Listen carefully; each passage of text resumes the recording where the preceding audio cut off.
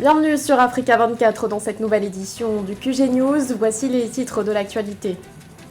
La déclaration du président algérien Abdelmadjid Tebboune en lien avec l'éventuel retour de l'ambassadeur de l'Algérie en France. Des propos qui interviennent dans un contexte de tension avec les autorités françaises. Selon le chef de l'État, son retour est conditionné par le respect total de l'État algérien. Une campagne cacaoyère qui s'annonce difficile pour les exportateurs locaux ivoiriens durant la campagne 2021-2022. Durant cette période, ces négociants ne devraient percevoir que 200 000 tonnes de cacao. Et puis Lucas Kubis, vainqueur de la 21e édition du Grand Prix international de cyclisme Chantalbia au Cameroun. Le jeune Slovaque de 21 ans s'est imposé sur un temps total de 17 h 34 minutes et 33 secondes. Les détails à suivre dans ce journal. Mais tout d'abord, la Guinée équatoriale célèbre ce 12 octobre l'anniversaire de son indépendance. Pour l'occasion, le président camerounais Paul Biya a adressé un message de félicitations à son homologue équato-guinéen Teodoro Obiang-Nguema Bazogo. Dans ce télégramme, rédigé à la veille de cette célébration, le chef de l'État a également présenté ses vœux de santé, de paix et de progrès à la population. Le président camerounais qui évoque également dans ce message, je cite, l'excellente relations d'amitié et de coopération qui unissent les deux États. À quand le retour de l'ambassadeur de l'Algérie en France? Si la question reste pour l'heure sans réponse, le président algérien Abdelmadjid Tebboune a exposé ses conditions. Dans une déclaration effectuée ce 10 octobre, le chef de l'État a déclaré que cet éventuel retour est conditionné par le respect total de l'État algérien. Des propos qui font suite à ceux énoncés par le président français Emmanuel Macron. Plus de précisions dans ce sujet d'Aïssatou Paris. Le climat est toujours très tendu entre Paris et Alger. Dimanche 10 octobre, le président algérien Abdelmadjid Tebboune a, dans une interview accordée aux médias algériens, exigé de la France un respect total de l'État algérien en vue d'un éventuel retour de l'ambassadeur d'Algérie en France, rappelé dans la foulée après les propos tenus par le président Emmanuel Macron. L'État est debout avec tous ses piliers, avec sa puissance, la puissance de son armée et son vaillant peuple. La France doit oublier que l'Algérie a été un jour une colonie française. On ne peut pas faire comme si de rien n'était. L'histoire ne doit pas être falsifiée. Pour le moment, aucun signe d'apaisement n'est observé dans les deux camps. D'autres points ont également fait l'objet de discordes, notamment sur le nombre d'Algériens visés par une procédure d'expulsion du territoire français qui, selon la France, est de 7 000. Un chiffre que le président Tebboune qualifie de mensonge en indiquant que seules 94 personnes sont portés à sa connaissance. Le silence du président Tebboune à la suite de l'avant-dernière déclaration du président Macron sur l'Algérie commençait à devenir pesant. Donc le président Tebboune, en parlant hier, a rattrapé ce retard et a coupé court à toutes ces supputations. Sa déclaration va dans le sens contraire de l'apaisement souhaité par le président Macron dans sa deuxième intervention sur France Inter. Nous savons en France depuis longtemps que les campagnes préélectorales sont propices aux manipulations des chiffres et des statistiques. Cela ne va pas dans le sens de la réconciliation qui était l'objectif principal affiché par Macron quand il a commandé le rapport Stora. Et je pense que la leçon à tirer, c'est que l'Algérie rappelle qu'elle reste très très stricte sur tout ce qui concerne sa souveraineté. Et le président algérien a précisé que les relations peuvent redevenir normales à condition que l'État algérien soit respecté au présent et concernant son passé. Emmanuel Macron a déclenché la colère d'Alger après des propos rapportés samedi 2 octobre par le journal français Le Monde, accusant le système politico-militaire algérien d'entretenir une rente mémorielle en servant à son peuple une histoire officielle qui ne s'appuie pas sur des vérités. À la suite de ces propos, une série de décisions ont été prises, notamment l'interdiction aux avions militaires français participant à l'opération Barkhane au Mali de survoler l'espace aérien algérien. Dans l'actualité également, des turbulences dans les hautes sphères du pouvoir au Soudan. Depuis la tentative de coup d'État déjouée le 21 septembre dernier, la tension règne entre les civils et les militaires. Face à cette crise politique qui perdure, le président du Conseil souverain Abdel Fattah al-Burhan a demandé ce lundi la dissolution du gouvernement de transition et ce en vue de trouver des solutions. Cependant, le président du Conseil souverain n'en a pas le pouvoir. Cette décision revient au Premier ministre Abdallah Hamdok. La Banque africaine de développement entend renforcer les échanges commerciaux sur le continent au cours de ces 5 prochaines années. C'est dans cette optique que l'institution financière compte décaisser 7 milliards de dollars. Ces fonds, qui seront notamment attribués aux entreprises sous forme de prêts, s'inscrivent dans le cadre de la mise en œuvre de la ZLECAf. Aïssatou Paris. 7 milliards de dollars, c'est le soutien que la Banque africaine de développement compte apporter aux échanges commerciaux en Afrique durant les 5 prochaines années. Un investissement qui s'inscrit dans le cadre de la mise en œuvre de la ZLECAf. Ces fonds devraient permettre de garantir des prêts accordés aux entreprises pour vendre leurs produits à travers le continent. En l'occurrence, la BAD envisage de soutenir environ 2000 transactions.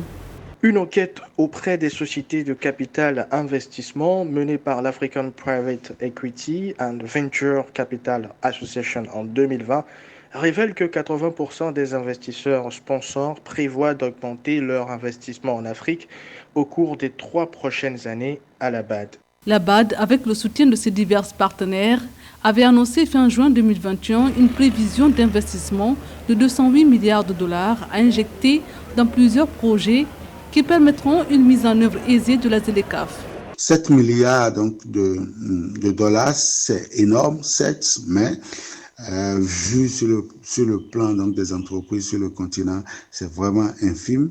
C'est vrai, d'autres financements sont attendus pour pouvoir donc, booster l'économie des entreprises après donc, la pandémie, telles que les initiatives sous-régionales. Quand je prends la zone UEMOA, vous avez donc un décaissement de plusieurs milliards de francs CFA voulu par la Banque centrale des États de l'Afrique de l'Ouest et missionné donc par UEMOA, titre qui donc a commencé depuis janvier 2021 pour relancer les économies au niveau de ces 8 pays de l'UEMOA. Vous avez aussi d'autres initiatives, le Maroc, l'Égypte et bien d'autres pays ont pris des initiatives pour pouvoir relancer les entreprises locales. L'institution financière multiplie les efforts pour la mise en œuvre effective de la ZLECAf entrée en vigueur en janvier 2021. Une mise en œuvre impactée par la crise sanitaire avec une perte cumulée du PIB du continent estimée entre 145 et 190 milliards de dollars selon la banque. Comment s'annonce la campagne 2021-2022 pour les exportateurs locaux de cacao en Côte d'Ivoire? Une partie de la récolte accordée à ces négociants pourrait, durant cette période, être moins importante. Ils devraient ne recevoir que 200 000 tonnes de cacao. Les explications d'Ange Bijouno-Megno. La campagne 2021-2022 s'annonce peu reluisante pour les négociants de fèves ivoiriens. Alors que ceux-ci devraient bénéficier de 20% de la récolte anticipée, soit environ 400 000 tonnes durant la dite campagne, ils ne se contenteront désormais que de 200 000 tonnes. Ils n'ont ni les moyens financiers ni la capacité logistique pour faire face aux exigences liées au volume initial qui leur aurait été accordé dans le cadre du coup de pouce de l'État. Même quand nous vendons le cacao, nous avons des difficultés pour exporter. Comme vous êtes des journalistes, vous êtes aussi informés, aussi bien informés que moi, sinon plus. Vous voyez qu'il y a, d'une façon générale, une pénurie de conteneurs pour les exportations de cacao. Nous avons dû, pour ce que nous avons vendu, demander aux exportateurs d'exporter dans les cales des bateaux. Bref, nous avons eu beaucoup de difficultés au cours de cette campagne. Selon les explications du régulateur, la réduction du quota vise à éviter une potentielle nouvelle vague de défauts sur les contrats. Celui-ci pourrait par conséquent réallouer le reste des contrats prévus pour les négociants locaux aux entreprises transnationales, ce qui renforcera, soutient-il, leur poids déjà considérable. La situation générale sur le terrain et nous faisons les stocks chez les acheteurs, chez les exportateurs.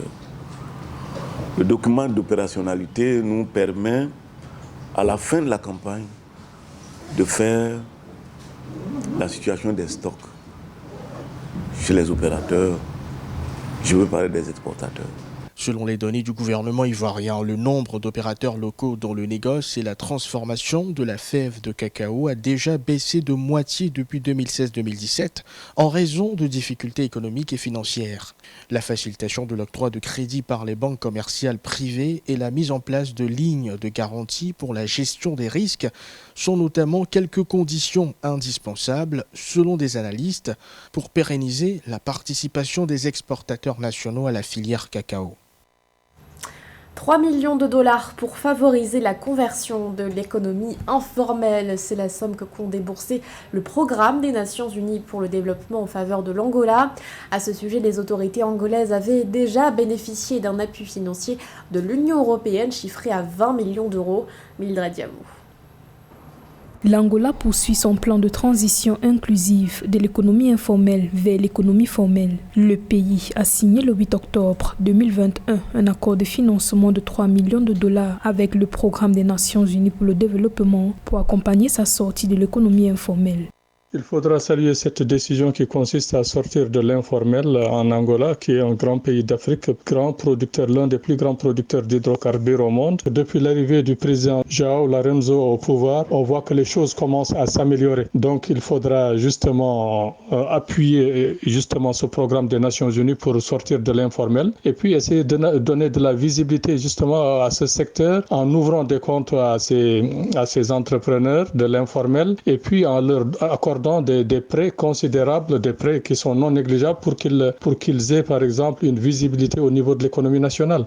En Angola, l'économie informelle garantit la subsistance d'environ 76% de la population et contribue à hauteur d'environ 60% au produit intérieur brut, soit 64 milliards de dollars annuellement. Selon le ministère de l'économie et de la planification, le secteur représente 72,6% des acteurs économiques. L'activité informelle en Angola inclut les secteurs de l'industrie, du commerce, de la pêche, de l'agriculture et des services. Ces entrepreneurs de l'informel feront des rentrées d'argent justement dans les caisses de l'État avec des taxes qui sont convenables, qui pourront apporter une plus-value dans l'économie de l'Angola. L'Angola, disons-le clairement, est un pays où les prix sont très en dessus du niveau des habitants. La nourriture, que ce soit dans l'alimentaire ou bien dans l'habitation, dans l'habitat, c'est parmi les pays les plus chers. Acheter quelque chose dans la capitale angolaise, c'est réellement, il faudra être millionnaire, alors que tous les Angolais ont droit à avoir un toit au-dessus de leur tête et puis l'Angola en a les capacités économiques si l'économie est bien gérée, bien entendu. Ce projet intervient dans le cadre du programme de reconversion de l'économie informelle pour générer plus de travail décent pour les Angolais. En 2021, les autorités comptent formaliser 100 000 opérateurs informels, dont 2 000 petites entreprises et coopératives. Notons que ce programme de l'Angola a jusqu'à présent permis la mise en œuvre de 99% de la ligne de financement de l'aide économique. Clap de fin pour la 21e édition du Grand Prix international de cyclisme Chantal Biya au Cameroun. La compétition qui s'est achevée ce 10 octobre a été remportée par le Slovaque Luka Kubis. À seulement 21 ans, le jeune cycliste a fini en pole position avec un temps total de 17h34 minutes et 33 secondes. Reportage de notre correspondant Roberto Bogbe. 696 km parcourus en 5 étapes. Au bout du parcours du Grand Prix Chantal Biya, cet homme, tunique de vainqueur bien ajusté, le Slovaque Lukas Kubis n'a eu besoin que de 17h34 minutes et 33 secondes pour remporter cette compétition. Une revanche sur 2020 où il avait terminé deuxième du tour. I am happy because now it's a yellow jersey and it's great. I am really happy. Our plan ball to work in. Je suis très content parce que les efforts que j'ai fournis sont énormes. J'ai fait de mon mieux pour arriver à la ligne d'arrivée à temps. J'ai fait tout ce que je pouvais pour arriver et j'ai bataillé pour remporter le prix.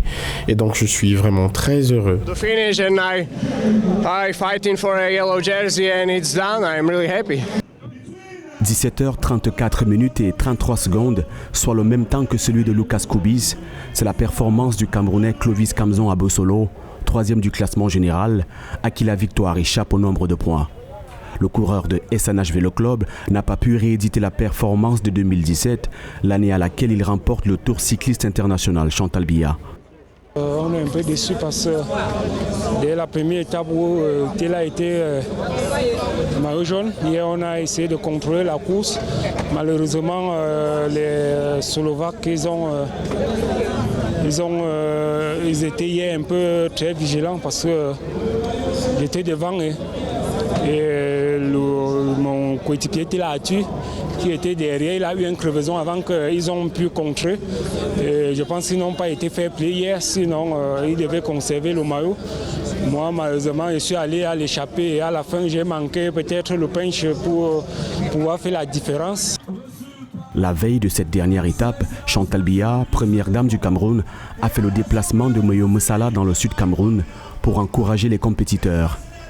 C'est de cette région qu'est partie la dernière étape, Saint-Mélima-Yaoundé, longue de 166,7 km. Max Peter, le Hollandais, a puisé au fond de lui afin d'arracher ce maillot rose. Je me sens épuisé parce que la journée était longue. C'était 170 km avec beaucoup de montagnes durant le parcours, surtout au début. On passait du plat au moins plat, ainsi de suite. C'est l'épilogue d'un tour cycliste qui aura tenu en haleine les passionnés de la Petite Reine pendant 5 jours. 5 jours, 5 étapes à travers de belles villes camerounaises. Un nom à retenir, le maillot jaune, le Slovaque Lucas Koubis, qui aura remporté cette compétition marquée par la présence de 10 équipes pour 56 coureurs. Des coureurs qui ont en ligne de mire sans doute la 22e édition prévue en 2022. Ce journal a été réalisé par l'ensemble de la rédaction. Merci de votre fidélité. L'actualité continue sur Africa 24.